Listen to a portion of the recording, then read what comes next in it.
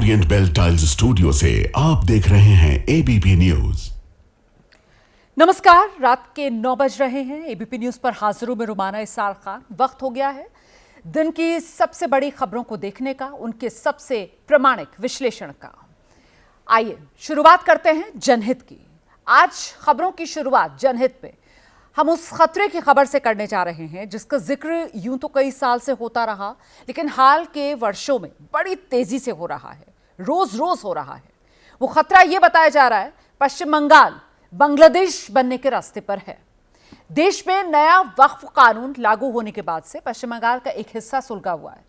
वक्फ कानून के विरोध में यहां हिंसा हो गई, उपद्रव हुआ और अब एक बार फिर यहां से हिंदुओं के पलायन करने की तस्वीरें सामने आई हैं, खासतौर से सीमावर्ती मुर्शिदाबाद, जहां वक्फ कानून का गुस्सा हिंदुओं पर उतारा गया। वहां से हिंदू परिवार अपना सब कुछ छोड़कर अब भाग रहे हैं। वैसे तो बीजेपी का पुराना आरोप है कि यह ममता बनर्जी सरकार की तुष्टीकरण की नीति का नतीजा है। वोटों के लिए उन्होंने कुछ लोगों को इतनी छूट दे दी कि बंगाल में हिंदुओं का रहना मुश्किल हो गया है। एक बार फिर दावा किया जा रहा है कि पश्चिम बंगाल के हालात बांग्लादेश जैसे हो गए हैं, जहां पिछले साल 5 अगस्त के तख्तापलट के बाद बड़े पैमाने पर हिंसा हुई थी। अल्पसंख्यक हिंदुओं का उत्पीड़न किया गया था, उनके घरों को, मंदिरों को, दुकानों को निशाना बनाया गया था, लोगों को बेघर होना पड़ा, पलायन करना पड़ा था। ऐसे में वक्फ कानून के विरोध में पश्चिम बंगाल में जो हिंसा हुई, उससे क्या वाकई हालात बांग्लादेश जैसे पश्चिम बंगाल में बना दिए? इस दावे का सच क्या है, आज जनहित में आपके सामने इसकी पूरी पड़ताल हम करने वाले हैं। पश्चिम बंगाल में बीते 11 अप्रैल को क्या हुआ, बांग्लादेश में पिछले साल 5 अगस्त को, और उसके बाद क्या हुआ था, आपको पूरा सच आगे दिखाएंगे। अभी आप देखिए कि आखिर क्यों और कौन कह रहा है कि पश्चिम बंगाल भी बांग्लादेश की राह पर है।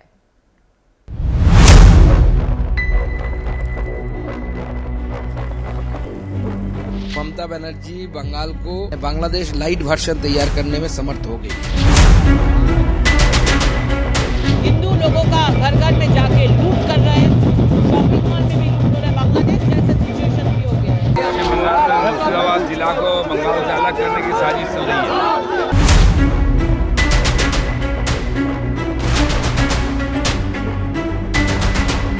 ममता बनर्जी बंगाल के अंदर एंटी हिंदू वायलेंस को एनकरेज कर रही है, सपोर्ट कर रही है और इंसाइट कर रही है। जब तक ममता बनर्जी पश्चिम बंगाल के मुख्यमंत्री रहेंगे तब तक पश्चिम बंगाल का हिंदू सुरक्षित नहीं रहेगा। बंगाल में टीएम की सरकार और ममता बनर्जी जी हिंदुओं को अपमानित ही नहीं कर रहे हैं, प्रताड़ित कर रहे हैं। ममता सरकार अल्पसंख्यक तुष्टीकरण के नाम पर हिंदुओं की सुरक्षा से लगातार समझौता करती आ रही है। आज उनकी छवि एक मॉडर्न जिन्ना के रूप में।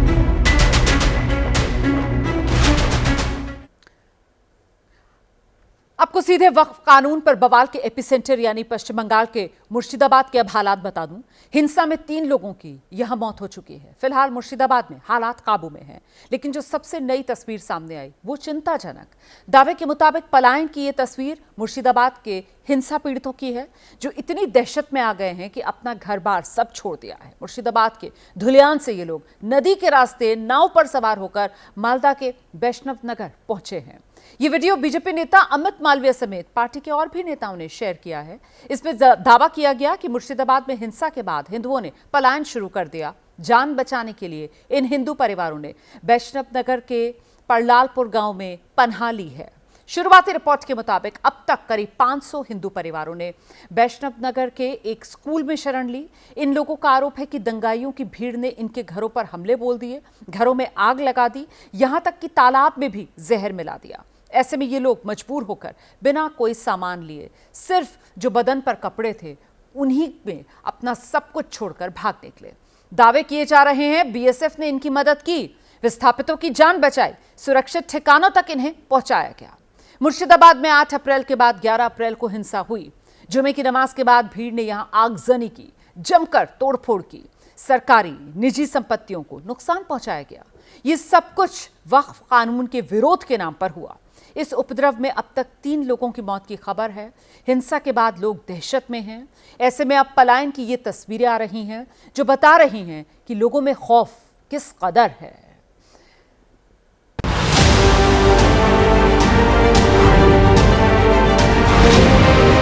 এখানে সব মুসলমান তৃণমূলের এমএলএ এমপি নেতা যত আছে সব ওরা সাপোর্ট দিচ্ছে, অত্যাচার করছে মুসলিমরা, এমএলএ এমপি এইগুলো আরই করছে, সাপোর্ট দিচ্ছে, সব করছে, ওরাই করছে।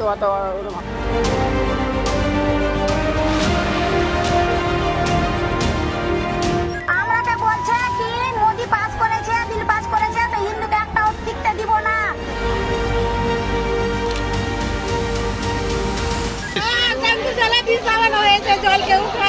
আজকে দিয়েছে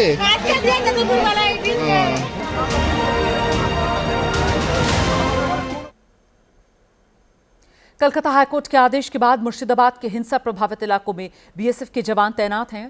पूरी कोशिश है कि दंगे के हालात दोबारा न बने।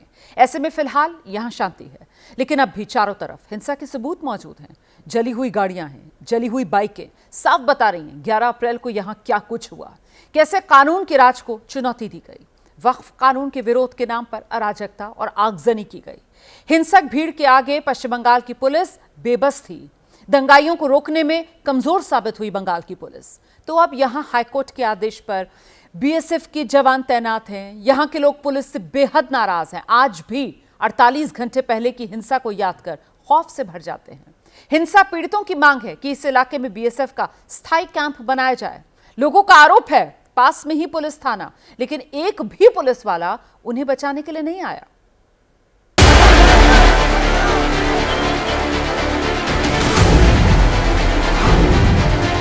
हम लोग को सुरक्षा चाहिए और कुछ नहीं चाहिए। हम लोग को दुकान तोड़ दिया है, आदमी को मार काट दिया है, ये सब।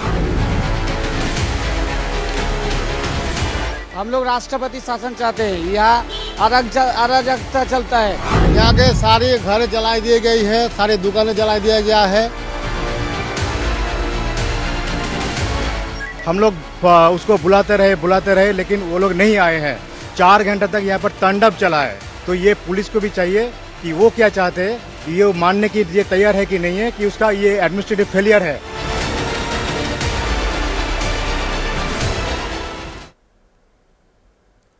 तो इन्हीं तस्वीरों और बयानों के आधार पर बीजेपी पश्चिम बंगाल की तुलना बांग्लादेश से कर रही है। ये तो हुई तस्वीरों और चश्मदीद की बात। अब जरा देखिए जमीन पर हालात क्या हैं, क्योंकि मुर्शिदाबाद में सिर्फ घरों और दुकानों में ही लूटपाट, तोड़फोड़, आगजनी नहीं हुई, बल्कि मंदिरों पर भी हमले के सबूत अब सामने आ रहे हैं। यहाँ पे पूरे मार्केट के जो दुकान है, फल के मार्केट पे, सब्जी के मार्केट पे, वहाँ पे पूरा तोड़फोड़ किया गया है और उसमें आग लगाई गई है। अभी राज्य पुलिस के जो भी आईपीएस ऑफिसर है, जो उच्च पदस्थ करता है, वो सारे जो उपद्रुत इलाका है वहाँ पे वो लोग घूम रहे हैं। जहाँ पे ये हिंसा का घटना घटा था वहाँ पे गाड़ी लेके, बाइक लेके वो लोग अभी घूम रहे हैं। और अभी जगह जिस जगह पे हम लोग खड़े हैं वो बहुत सालों पुराना एक शिव मंदिर है। उस मंदिर पे ऊपर भी पत्थरबाजी किया गया है। 100 साल पुराना ये जो शिव मंदिर है वहाँ पे भी तोड़फोड़ किया गया है, वहाँ पे भी पत्थरबाजी किया गया है। अभी तक 120 आदमियों को पकड़ा गया है जो ये एजिटेशन पे शामिल थे और जो ये तोड़फोड़ के ऊपर शामिल थे। पश्चिम बंगाल की सरकार और पुलिस चाहे लाख दावे करे, उनकी नाकामी साफ साफ जाहिर है। ऐसे में बीजेपी मुख्यमंत्री ममता बनर्जी को कटघरे में खड़ा कर रही है। उनका इस्तीफा बीजेपी मांग रही है। कोलकाता की तस्वीरें मैं आपको दिखा देती हूं, जहां केंद्रीय मंत्री बीजेपी के प्रदेश अध्यक्ष सुकांत मजूमदार और वहीं बंगाल विधानसभा में नेता विपक्ष शुभेंदु अधिकारी समेत तमाम बीजेपी के नेताओं ने मार्च किया। हिंसा के लिए ममता सरकार को जिम्मेदार ठहराया, क्योंकि पश्चिम बंगाल का गृह मंत्रालय भी ममता बनर्जी के ही पास है। ऐसे में बंगाल पुलिस की नाकामी के लिए सीधे ममता बनर्जी को ही जिम्मेदार बीजेपी ठहरा रही है। लेकिन ममता सरकार के मंत्री हैं सिद्दीकुल्ला चौधरी हिंसा का ठीकरा बीजेपी पर फोड़ रहे हैं। उनके मुताबिक मुर्शिदाबाद की हिंसा में बाहरी लोगों का हाथ है। सिद्दीकुल्ला जमीयत-उलमा-ए-हिंद के बंगाल के प्रदेश अध्यक्ष भी हैं। उन्होंने 10 अप्रैल को वक्फ कानून के विरोध में प्रदर्शन किया था। इस दौरान पूरे कोलकाता को ठप करने की धमकी दी थी। लेकिन अब सिद्दीकुल्ला मुर्शिदाबाद की हिंसा में मौत का आरोप बीएसएफ पर मढ़ रहे हैं। आपको दिखाएंगे किस तरीके से इस हिंसा पर टोपी ट्रांसफर वाली जो राजनीति है वो शुरू हो गई है, कैसे एक दूसरे के गिरेबान पकड़े जा रहे हैं। लेकिन महत्वपूर्ण हो जाती है ये तस्वीर, जहां बीजेपी के नेता कतारबद्ध तरीके से सड़क पर उतरे हुए नजर आ रहे हैं। और महत्वपूर्ण हो जाती है ये तस्वीर क्योंकि अगले साल पश्चिम बंगाल में विधानसभा चुनाव होने हैं और ऐसे में ये वो तमाम मुद्दे हैं जिसको लेकर बीजेपी अब सड़क पर उतरकर ममता सरकार की घेराबंदी कर रही है। ममता सरकार पर वैसे सिर्फ बीजेपी ही नहीं, कांग्रेस भी सवाल उठा रही है और सवाल तो ये भी है कि वाकई पश्चिम बंगाल की पुलिस ने दंगाइयों के आगे सरेंडर कर दिया। इसमें तो कोई शक नहीं कि जिस तरह से पुलिस पर भीड़ हावी थी उससे बंगाल में वर्दी का इकबाल कमजोर हुआ है। यही वजह है कि अब बंगाल पुलिस के मुखिया डीजीपी राजीव कुमार खोई हुई साख वापस पाने में लगे हैं। इसके लिए उन्होंने कल कोलकाता में प्रेस कॉन्फ्रेंस की, उसके बाद मुर्शिदाबाद में ग्राउंड जीरो पर भी वो पहुंचे। कलकत्ता हाईकोर्ट के आदेश पर बीएसएफ भी एक्शन में है। साउथ बंगाल फ्रंटियर के आईजी करणी सिंह शेखावत खुद भी कल ही मुर्शिदाबाद पहुंच गए थे। बीएसएफ ने मौके पर 5 टीम्स भेजी हैं जो हालात संभालने में मुस्तैदी से जुटी हुई हैं। परिस्थिति अभी अपने अनुकूल में है, कोई गड़बड़ या कोई कुछ नहीं है, शांति से आदमी अपना घर पे है। 5 कंपनी अपनी पुलिस की हेल्प के लिए भेजी है। वो पुलिस के जहां उन्होंने डिप्लॉय किया वो उन्हीं के साथ जो सिचुएशन है उसको कंट्रोल करने के लिए हेल्प करेंगे और पुलिस के साथ हेल्प करेंगे। हम कोई इंडिपेंडेंटली कुछ नहीं कर रहे हैं, हम पुलिस की हेल्प के लिए आए हैं। उम्मीद की जा रही है कि पश्चिम बंगाल में आगे हिंसा नहीं होगी, लेकिन क्या जो हुआ वो बांग्लादेश जैसा है या जो आज हुआ है क्या वो वक्फ कानून के विरोध की आड़ में पश्चिम बंगाल में हिंदू उत्पीड़न का एक नया दौर है? क्या ये ठीक वैसा ही है जैसा बांग्लादेश में कई बरस से होता आ रहा है, जैसा पिछले साल 5 अगस्त के बाद बांग्लादेश में हुआ? पश्चिम बंगाल में 11 अप्रैल को वक्फ कानून के विरोध के बाद हिंसा हुई। इस दौरान आरोपों और दावों के मुताबिक मुर्शिदाबाद में हिंदुओं के घरों को, दुकानों को, मंदिरों तक को नहीं छोड़ा गया, उन पर भी हमले हुए। और कुछ ऐसा ही पिछले साल 5 अगस्त के बाद बांग्लादेश में भी तो हुआ था, जब शेख हसीना सरकार का तख्ता पलट हुआ। शेख हसीना ने गद्दी छोड़ दी, भारत में शरण ले ली, तो फिर बांग्लादेश में बड़े पैमाने पर हिंसा फूट पड़ी। चुन चुन कर बांग्लादेश में अल्पसंख्यकों, खासकर बांग्लादेश के हिंदुओं को निशाना बनाया गया, जो आमतौर पर शेख हसीना के बांग्लादेश में समर्थक माने जाते हैं। 11 अप्रैल के बाद पश्चिम बंगाल के मुर्शिदाबाद में भी हिंदुओं के कितने घरों, दुकानों, मंदिरों पर हमले हुए। हालांकि कोई सटीक आंकड़ा तो अभी सामने नहीं है, लेकिन 5 अगस्त 2024 के बाद बांग्लादेश में हिंदुओं पर हमले का पूरा हिसाब सामने आया। Bangladesh Hindu Buddhist Christian unity council की रिपोर्ट के मुताबिक पिछले साल 5 अगस्त की हिंसा के बाद 32 हिंदुओं की हत्या कर दी गई थी। रेप के 13 केस सामने आए थे। सिर्फ 15 दिन के भीतर हिंदुओं के खिलाफ हिंसा की 2010 घटनाएं हुई, जबकि करीब 150 हिंदू मंदिरों पर हमले हुए। इस पर भारत से लेकर अमेरिका और संयुक्त राष्ट्र तक से आवाज उठी। पश्चिम बंगाल के जिस मुर्शिदाबाद जिले में हिंसा हुई वो देश का सीमावर्ती जिला है। बांग्लादेश से बिल्कुल सटा हुआ है ये इलाका। मुर्शिदाबाद पश्चिम बंगाल की राजधानी कोलकाता से करीब 216 किलोमीटर के फासले पर, तो यहां से बांग्लादेश की राजधानी ढाका करीब 350 किलोमीटर के फासले पर। मुर्शिदाबाद जिले में भी हिंदू अल्पसंख्यक हैं और बांग्लादेश में अल्पसंख्यक हिंदू कैसे साल दर साल कम हो रहे हैं, इसे तो पूरी दुनिया देख रही है। बांग्लादेश 1971 में आज़ाद हुआ। ऐसे में आपको उसके बाद से पश्चिम बंगाल और बांग्लादेश की आबादी का अंक गणित क्या है ये बताती हूँ। 1971 में पश्चिम बंगाल में हिंदू 78% और मुसलमान करीब 20.5% थे, जबकि 2011 का आंकड़ा ये बताता है कि यहाँ हिंदू 70.5% रह गए हैं और मुसलमानों की आबादी बढ़कर 27% पर पहुंच गई है। जबकि बांग्लादेश में 1974 में मुसलमानों की आबादी 85.4% थी, हिंदू थे करीब 13.5%। लेकिन 2011 में बांग्लादेश में मुसलमानों की आबादी जो है वो 90% पर पहुंच गई है और हिंदुओं की आबादी घटकर करीब 8.5% रह गई है। आंकड़े आपने जाने, इन्हें कोई झुटला नहीं सकता है। ऐसे में अब जरूरत मुर्शिदाबाद में हुई हिंसा का सच सामने लाने की है। हिंसा भड़काने वालों को बेनकाब करने की दरकार है ताकि फिर से बंगाल सुलगे नहीं। वैसे बड़ा सवाल तो यह भी है कि पश्चिम बंगाल में अगले साल विधानसभा चुनाव है।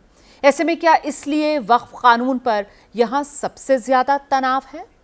और अब पश्चिम बंगाल से निकलकर वक्फ संशोधन कानून के खिलाफ देश के बाकी हिस्सों में क्या चल रहा है वो आपको बताते हैं। इसी महीने की शुरुआत में संसद ने वक्फ संशोधन कानून बनाया। राष्ट्रपति की मोहर लगने के बाद नया कानून देश में नोटिफिकेशन के बाद लागू हुआ। इसके बावजूद एक बड़ा तबका ये रट लगाकर बैठा है कि देश के मुसलमान इस कानून को नहीं मानेंगे। मुस्लिम संगठनों ने वक्फ कानून के खिलाफ सड़कों पर उतरने का ऐलान पहले ही कर रखा है। अब तमाम मुस्लिम संगठनों ने देश की संसद से पास हुए कानून के खिलाफ मुसलमानों को लामबंद करने की अपनी मुहिम तेज कर दी है। इसीलिए देश भर से लगातार वक्फ बिल विरोधी प्रदर्शनों की तस्वीरें आ रही हैं। जुलूस निकाले जा रहे हैं, जलसे हो रही हैं, भाषण दिए जा रहे हैं। हालांकि वक्फ कानून को देश की सुप्रीम कोर्ट में चुनौतियां भी दी गई हैं। 21 याचिकाएं हैं जिनमें मांग की गई है कि सरकार इस कानून पर रोक लगा दे। लेकिन सुप्रीम कोर्ट के साथ साथ एक लड़ाई सड़क पर भी लड़ी जा रही है। हर रोज गरज बरस कर कहा जा रहा है कि वक्फ कानून के खिलाफ सड़क पर लड़ाई लड़ी जाएगी और देश का मुसलमान किसी भी सूरत में इस कानून को मानेगा नहीं। इसीलिए सवाल उठ रहा है कि वक्फ कानून के विरोधी अपनी बात मनवाने के लिए क्या विद्रोह तक करेंगे?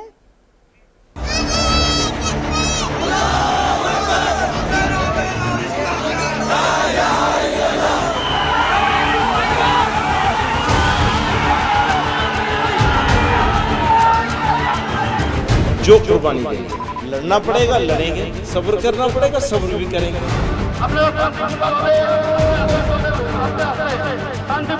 मैं डायरेक्ट चैलेंज कर रहा हूं भारत के प्रधानमंत्री को कि आप, मेरा सवाल आपसे है, तो क्या संभल की मस्जिद वक्फ की प्रॉपर्टी रहेगी?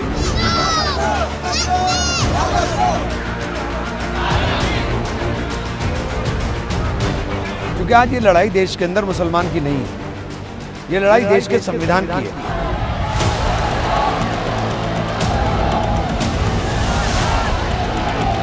पूरे मुल्क में ऐसे हालात पैदा करेंगे कि इस मुल्क की अक्सरियत हमारे साथ खड़ी है। ये बिल अगर विड्रॉ नहीं किया मोदी जी तो संपूर्ण भारत बंद हो जाएगा, उसको किसान बिल का ऐसा हो जाएगा।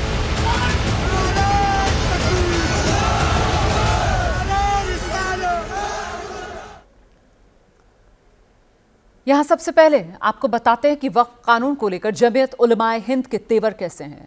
नए वक्फ कानून के मुद्दे पर मुस्लिम संगठन जमीयत उलमाए हिंद ने दिल्ली में एक बैठक बुलाई आज, जिसमें देश भर के कई मुस्लिम संगठनों के लोग शामिल हुए। बैठक में नए वक्फ कानून पर मुस्लिम संगठनों के बीच लंबी चर्चा हुई है। मुस्लिम संगठनों से राय शुमारी के बाद जमीयत उलमाए हिंद ने अपना बयान जारी किया, जिसमें कहा गया है वक्फ पर सरकार ने मुसलमानों से बात नहीं की। ये मामला वक्फ का नहीं बल्कि राजनीतिक है और वक्फ कानून के खिलाफ ये जंग जारी रहेगी। इस बैठक के बाद जमीयत उलमाए हिंद के अध्यक्ष मौलाना महमूद मदनी सामने आए। उन्होंने साफ कर दिया कि कानून लागू होने से कुछ नहीं होता, कानून मन मुताबिक नहीं है तो उसका विरोध होगा। महमूद मदनी ने कहा कि मुसलमानों से मुखालफत करने का बुनियादी हक नहीं छीना जा सकता। भारत के मुसलमान कानून के दायरे में कानून के खिलाफ लड़ाई जारी रखेंगे और कोई भी कुर्बानी देने के लिए मुसलमान तैयार है। मेजॉरिटी की बुनियाद पर मेजॉरिटेरियन अप्रोच के साथ इसको लाया गया है, तो हम इसको पूरी ताकत के साथ रिजेक्ट करना चाहते हैं। कानून लागू होना और विरोध दोनों में कोई फर्क नहीं है। भाई आपका काम है, आप जो ज़बरदस्ती कर रहे हैं कर लीजिए, पर हम आप चाहते हैं कि हम विरोध भी नहीं करें। इस आप हमें ये डराएंगे कि कानून लागू हो गया, अब तुम्हारे विरोध की अब क्या ज़रूरत है? जी नहीं, विरोध तो हमारी जिंदगी की अलामत है, हम रेसिस्ट करेंगे और करते रहेंगे। मुर्शिदाबाद की मैं चाहूंगा कि आप एक अपील करें, क्योंकि 3 लोगों की जान चली गई है। वो सिर्फ 3 का सवाल नहीं, यहाँ रोजाना बहुत लोग मरते हैं। हमारा सिर्फ एक मोटी सी बात है, हरगिज वायलेंस नहीं होना चाहिए और हम पूरी ताकत के साथ वायलेंस को कंडम करते हैं, वायलेंस को कंडम करते हैं। तो मौलाना महमूद मदनी को आप सुन रहे थे, एक ही बयान और 2 बातें। मुर्शिदाबाद में हुई मौत पर कह रहे हैं कि मौत तो होती रहती है, दूसरी तरफ वक्फ के खिलाफ सड़कों पर निकले लोगों से शांतिपूर्ण प्रदर्शन की अपील भी उन्होंने की है। वक्फ कानून का विरोध कर रहे मुस्लिम संगठनों का सबसे बड़ा आरोप यह है कि मोदी सरकार का जो नया कानून मुसलमानों के मजहबी मामलों में दखलंदाजी है। मुद्दा सीधे मुसलमानों से जुड़ा है, इसीलिए वक्फ के खिलाफ विरोध प्रदर्शन को खुलकर राजनीतिक समर्थन भी मिल रहा है। खुद को मुसलमानों के करीब दिखाने के लिए तमाम छोटे बड़े जो पॉलिटिकल पार्टीज हैं, राजनीतिक दल हैं, संसद में वक्फ संशोधन बिल का जोरदार विरोध किया। उन्होंने इस कानून को बनने से रोकने की पूरी कोशिश की, लेकिन जब संसद में वोट से हार गए तो अब सड़क पर वक्फ विरोधियों के साथ खड़े हो रहे हैं। सड़क पर भी तमाम विपक्षी पार्टियों के बीच वक्फ विरोध का क्रेडिट लेने की एक होड़ मची हुई है। और जाहिर सी बात है, मौजूदा आंध्र प्रदेश के चीफ मिनिस्टर ने जिस तरह से यहाँ के लोगों को डिच किया है, यहाँ जो मोहब्बत है उसको धोखा दिया है, और जिस तरह भाजपा का साथ दिया है, इसकी उम्मीद जो है वो आंध्र प्रदेश की जनता नहीं कर रही। हम वाईएसआर कांग्रेस पार्टी से बहुत क्लैरिटी से ये बताना चाहते हैं कि हम लोकसभा में और राज्यसभा में इस बिल के खिलाफ थे। जो हमने बात दी थी, जबान दी थी इलेक्शन से पहले वाईएस जगनमोहन रेड्डी साहब कि मुसलमानों के खिलाफ अगर कोई भी किस्म का काला कानून आएगा तो उसके खिलाफ ठहरेंगे, चाहे कितनी भी मुश्किल हो जाए, कितनी भी मुसीबत आ जाए। उसी तरीके से हमने ठहरा है। आप किसी कम्युनिटी में किसी कम्युनिटी को घुसा रहे हो, हम इसके खिलाफ है। हम अपने स्टेट में जो हमारा स्टेट का वक्फ रूल्स है, हम उसी को लागू करेंगे।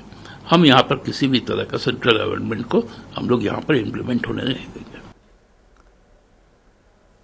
वक्फ कानून के खिलाफ झंडा उठाकर पार्टियां खुद को मुसलमानों का बड़ा हितैषी साबित करने में लग गई हैं। पश्चिम बंगाल में ममता बनर्जी ने ऐलान कर दिया कि वो राज्य में वक्फ एक्ट लागू ही नहीं करेंगी। बिहार में तेजस्वी यादव ने वादा किया कि सरकार बनी तो राज्य में वक्फ कानून लागू नहीं होगा। तमिलनाडु में एमके स्टालिन विधानसभा में वक्फ बिल के खिलाफ प्रस्ताव पास करा चुके हैं। उत्तर प्रदेश में समाजवादी पार्टी और बहुजन समाज पार्टी वक्फ कानून का विरोध कर रही हैं।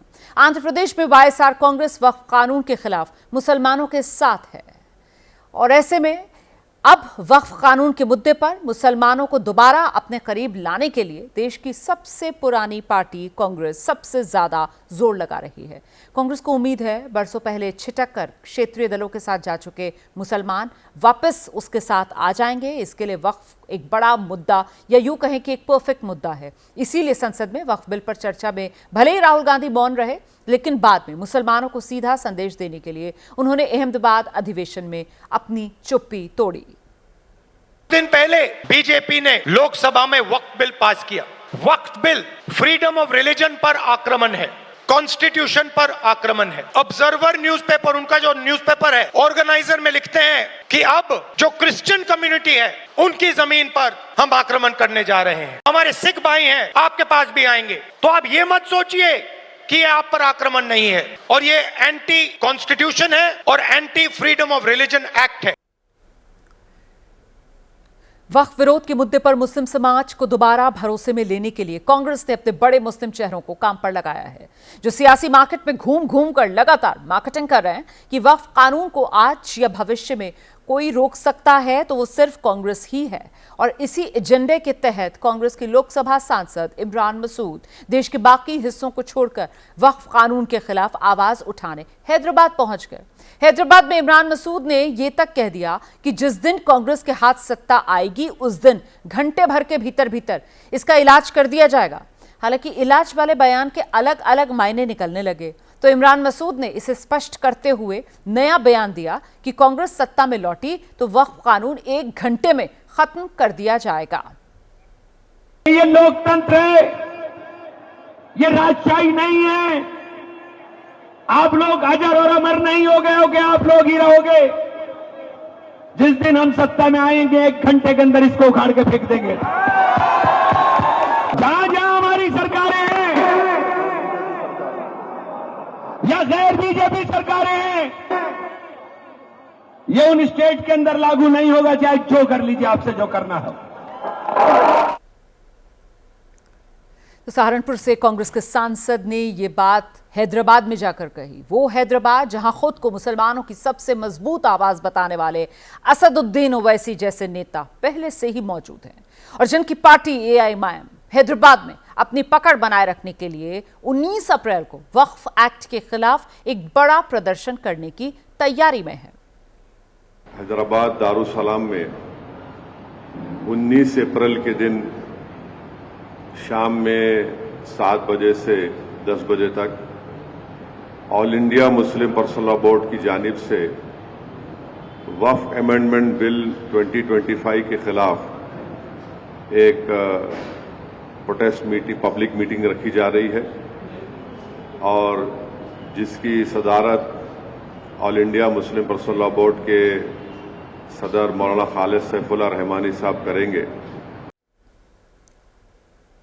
वक्फ कानून की आंच पर वोटों की रोटी सेकना नेताओं के लिए मुफीद हो सकता है, लेकिन इन नेताओं को बरेली के मौलाना शहाबुद्दीन बरेलवी का एक पैगाम जरूर सुनना चाहिए। ये बयान उन लोगों को भी सुनना चाहिए जो संसद से बने कानून को खारिज करने के लिए इसके खिलाफ कुर्बानी जैसे बयान तक दे रहे हैं।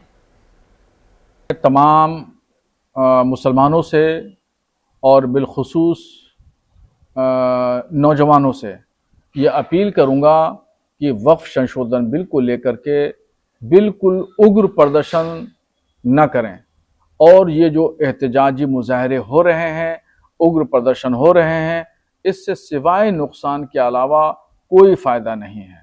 देखा होगा 2019 और 20 में के सीए के ताल्लुक़ से जब सीए कानून आ रहा था तो यही लोग मुसलमानों को उकसा रहे थे, भड़का रहे थे और जगह जगह उग्र प्रदर्शन हुए। और जब ये कानून सीए लागू हुआ तो लागू हुए 4 साल से ज्यादा का अरसा गुजर गया। लोगों ने देख लिया कि इस कानून से किसी भी मुसलमान की शहरियत नहीं छीनी गई है। जनहित में जो अगली खबर है उसमें लड़ाई कैरेक्टर की है। कैसे, इसे बताने के लिए मैं सबसे पहले आपको बताती हूं कि कैरेक्टर शब्द के कई मतलब होते हैं। इस शब्द का इस्तेमाल खास तौर से किसी व्यक्ति के नैतिक गुणों या चरित्र को बताने के लिए किया जाता है। अब आप इन महापुरुषों की जो तस्वीरें देख रहे हैं, राणा सांगा, संभाजी, अंबेडकर, छत्रपति शिवाजी, सरदार पटेल, वीर सावरकर की, ये तमाम तस्वीरें हैं जो आपके सामने मैं रख रही हूँ। और इन तस्वीरों के बाद आपके जहन में इनकी वीरता, देशभक्ति, अखंडता और समाज में समता के भाव जगाने वाले महापुरुषों के तौर पर इनकी एक छवि बनती जाएगी। लेकिन अब मैं आपको पिछले दिनों की कुछ ऐसी तस्वीरें और बयान दिखाती हूँ कि इन महापुरुषों के नाम पर कैसे कैसे उग्र प्रदर्शन हो रहे हैं। नेताओं के बयान आग भड़काने के लिए चिंगारी का काम कर रहे हैं, लेकिन राजनीति का चरित्र महापुरुषों के नाम पर लगातार उग्र और सियासी दिखाई दे रहा है।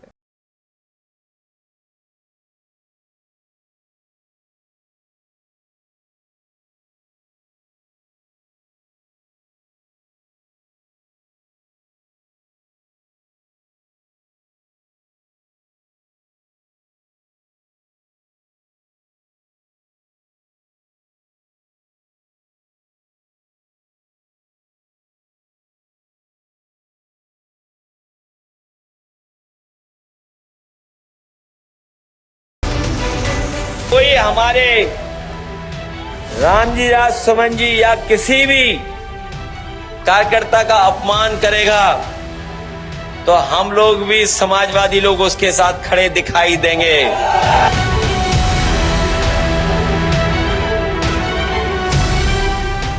चाहे वहां लोह पुरुष सरदार वल्लभ भाई पटेल का अपमान हो और चाहे वह महाराणा प्रताप और महाराणा सांगा का अपमान या बाबा साहब भीमराव अंबेडकर का अपमान, कांग्रेस और समाजवादी पार्टी का डीएनए अब तक करता है। जेब रहमतुल्लाह अलैह ने बहुत सारी मंदिरें बनवाई हैं। मैं बिल्कुल कुशासन नहीं मानता। आम्हालाही प्रत्येकाला असंच वाटतं, फक्त काही गोष्टी कायद्याने करावे लागतात कारण ती संरक्षित आहे। जनसंघ की तरफ से, आरएसएस की तरफ से देश की आजादी में कोई लड़ाई लड़ी हो, इसलिए उनको उधार का नेता, उधार के महापुरुष लेने पड़ते हैं।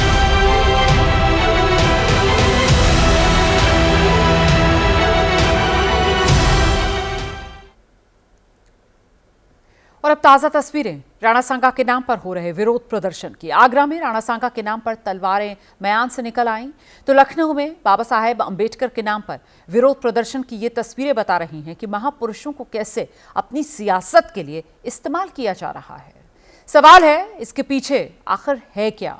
क्या वोट बैंक की राजनीति इसकी सबसे बड़ी वजह है, या फिर हर महापुरुष की एक जाति है और वोट जातियों में बटा है? क्या यही वजह है कि राणा सांगा से लेकर अंबेडकर, लौह पुरुष सरदार पटेल तक के नाम पर यह घमासान मचा हुआ है? ये सवाल बड़ा है। कहा जाता है कि राजनीति का नाम ही साम दाम दंड भेद है। इसमें सब जायज होता है। देश में महापुरुषों के नाम पर पहले भी चुनावी मुद्दे तैयार किए जाते रहे और आज भी महापुरुषों की आड़ में ऐसा ही होता दिख रहा है। दिखाई तो यह भी दे रहा है कि कैसे महापुरुषों की जातियां चुनावी राजनीति से बाहर नहीं जा रही हैं। सोमवार यानी 14 अप्रैल को बाबा साहेब की यादगार जयंती मनाने के लिए खुद उत्तर प्रदेश के मुख्यमंत्री योगी आदित्यनाथ ने यूपी के अधिकारियों को निर्देश जारी किए। इस बीच योगी आदित्यनाथ औरंगजेब का नाम लेकर समाजवादी पार्टी पर तीखा हमला बोल रहे हैं।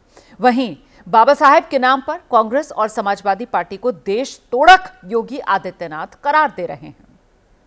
कांग्रेस हो या समाजवादी पार्टी, ये राष्ट्र नायकों के अपमान पर उतारू हो चुकी है। पहली घोषणा क्या की थी? उन्होंने कहा था जितने भी सामाजिक न्याय के स्थल बना दिए गए हैं इनको तुड़वाएंगे। औरंगजेब को वहां पर औरंगजेब की का महिमा मंडन करने का काम कर रहे हैं। और जब भारत के अंदर भारत के किसी महापुरुष को सम्मान देने की बात आती है तो ये लोग कोई ना कोई ऐसा प्रोपोगंडा अपनाएंगे जिससे समाज को आपस में बांटने का काम किया जा सके।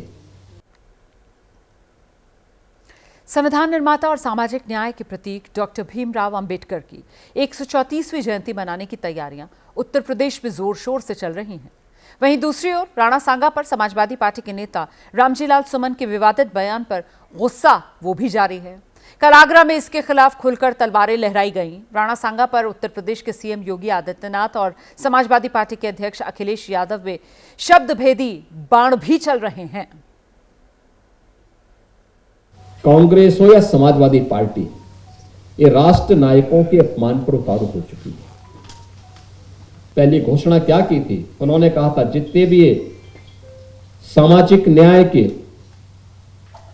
स्थल बना दिए गए हैं इनको तुड़वाएंगे। औरंगजेब को वहां पर औरंगजेब की का महिमा मंडन करने का काम कर रहे हैं। और जब भारत के अंदर भारत के किसी महापुरुष को सम्मान देने की बात आती है तो ये लोग कोई ना कोई ऐसा प्रोपोगंडा अपनाएंगे जिससे समाज को आपस में बांटने का काम किया जा सके। राणा सांगा और बाबा साहेब अंबेडकर पर जिस तरह उत्तर प्रदेश की राजनीति गरमाई है, उसके बाद जो राजनीतिक तस्वीरें उभर रही हैं उससे दलित बनाम क्षत्रिय ये चुनावी लड़ाई का दृश्य बनाया जा रहा है। आपको बता दें कि योगी आदित्यनाथ राजपूत जाति से आते हैं और रामजीलाल सुमन चुनाव मैदान में एक बड़ा दलित चेहरा है। और जहां जाति की बात आ रही है वहां पार्टी ही नहीं सिर्फ जाति आगे है। दिखाते हैं आपको राणा सांगा के अपमान पर कैसे समाजवादी पार्टी के राजपूत नेता अब गुस्से में हैं। मैं सांसद जी से व्यक्तिगत अनुरोध करूंगा कि वो माफी मांगे महाराणा सांगा को मानने वाले लोगों से, और नहीं मानते हैं तो श्री अखिलेश यादव जी माननीय राष्ट्रीय अध्यक्ष जी उनको मजबूर करें माफी मांगने के लिए, नहीं तो पार्टी से निकाल के उनको बाहर कर देना चाहिए। और अब आप देखिए जाति की राजनीति में कैसे कैसे महापुरुषों को ढाल बनाकर इस्तेमाल किया जा रहा है। बाबा साहब अंबेडकर दलित समाज से आते हैं और इन दिनों उत्तर प्रदेश से लेकर बिहार तक की राजनीति में इनके नाम का इस्तेमाल हो रहा है, जबकि राणा सांगा राजपूत समाज से आते हैं और उत्तर प्रदेश में जगह जगह राणा सांगा के नाम पर सियासी घमासान मचा हुआ है। इसी तरह गुजरात में भी लौह पुरुष सरदार पटेल जो कि पाटीदार समाज से आते हैं, उनके नाम को 2027 के गुजरात चुनाव से पहले ही भुनाना शुरू कर दिया गया है। वहीं महाराष्ट्र की राजनीति में मराठा समाज से आने वाले महापुरुष संभाजी महाराज के नाम की गूंज सियासी गलियारों में खूब मची हुई है। तो कुल मिलाकर इस पर जिस तरीके की राजनीति हो रही है उसका एक विश्लेषण देखिए। देखिए, महापुरुष होते हैं वो किसी जाति, संप्रदाय, क्षेत्र, वर्ग के नहीं होते हैं। वो पूरे देश के होते हैं, पूरी मानवता के होते हैं, पूरे समाज के होते हैं, सबके होते हैं। उनको किसी सीमित खांचे में बांटना, जातीय खांचे में बांटना या किसी वर्गीय खांचे में बांटना वो उचित नहीं है। राजनीतिक दल कोई भी हो, अगर किसी भी महापुरुष का, मान लीजिए राणा सांगा का विवाद चल रहा है, तो अगर उसको लेकर करणी सेना प्रदर्शन कर रही, तो राणा सांगा सिर्फ राजपूत थोड़ी थे, वो राजपूत राजा थे लेकिन पूरे देश के थे। अब राजनीति उनको लेकर जाति में बट रही है। अब कोई मराठा हो जाता है, कोई दलित हो जाता है, कोई राजपूत हो जाता है, कोई ठाकुर हो रहा है, तो हम बल्कि उनके जो राष्ट्रीय नायक हैं उनका कद घटा रहे हैं अपना कद बढ़ाने के लिए। अपने राजनीतिक कद को बढ़ाने के लिए हम अपने राष्ट्रीय नायकों का कद कम कर रहे हैं।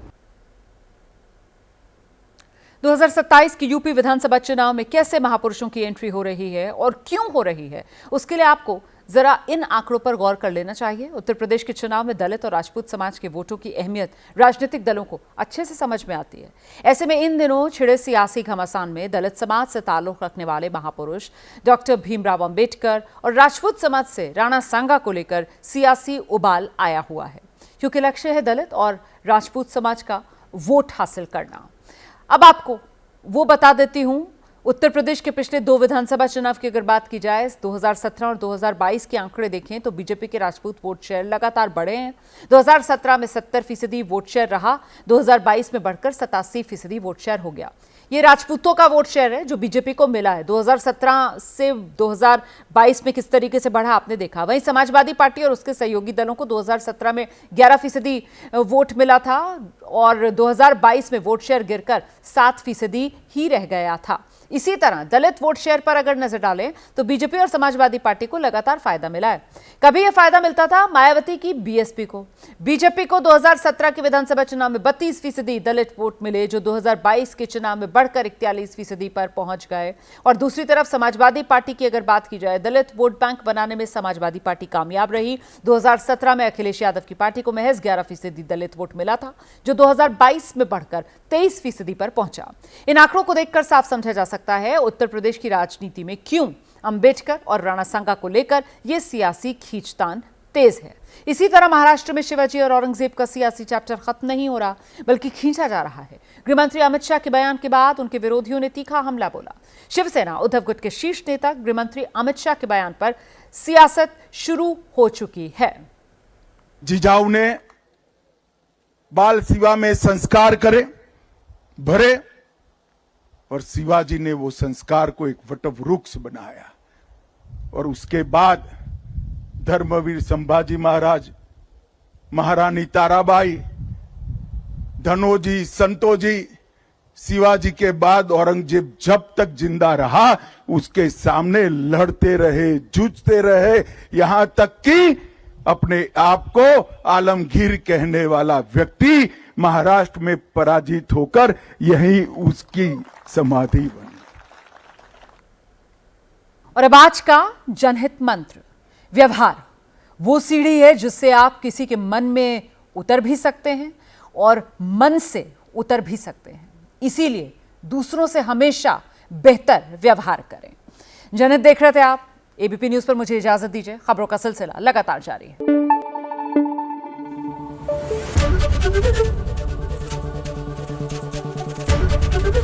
एबीपी न्यूज आपको रखे आगे।